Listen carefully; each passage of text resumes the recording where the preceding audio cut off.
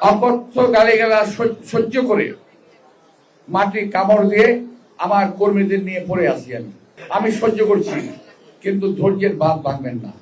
ঢাকা ৮ আসনে নির্বাচন হচ্ছে বাংলাদেশে, আর কোথাও হচ্ছে বলে আমার মনে হয় না। এমন একটা অবস্থা করে ফেলছে, তাই না? কারণটা কি? তারা এমন একটা কিছু করতে চাচ্ছে, এখানে একটা অবরোধ করাতে যাচ্ছে, যাতে একটা আসনকে কেন্দ্র করে বাংলাদেশের নির্বাচন বন্ধ হয়ে যায়।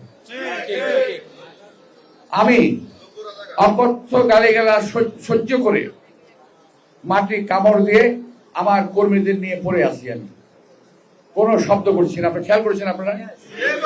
সে মেডিকেল হসপিটাল থেকে শুরু করে অদ্যাবধি আল্লাহ তাআলা আমাকে যে ধৈর্য দিয়েছেন, আমি পরম করুণা আল্লাহ তাআলার কাছে অনেক কৃতজ্ঞ যে আমাকে উনি এই বয়সে সহ্য করার শক্তি আমাকে দিয়েছেন।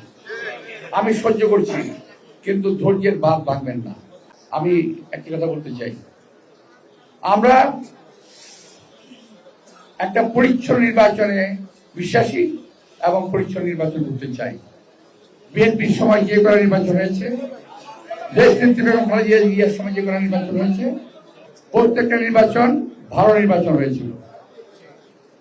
আমরা আশা করছি এই সরকার, এই নির্বাচন কমিশন বাংলাদেশের জনগণকে একটি ভালো নির্বাচন উপহার দেবে, আমরা আশা করছি।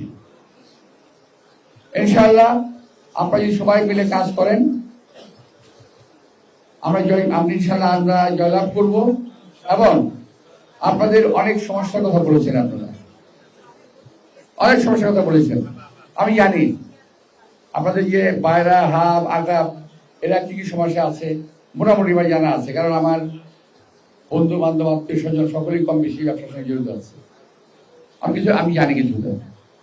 নির্বাচনের পরে যদি আলাদা সুযোগ দেন, ইনশাল্লাহ আপনাদের নিয়ে আবার বসবো, বসে আপনাদের সমস্যা সম্বন্ধে জেনে, ভালো করে জেনে একেবারে সুন্দরভাবে আপনাদের সমস্যার সমাধানের চেষ্টা করব।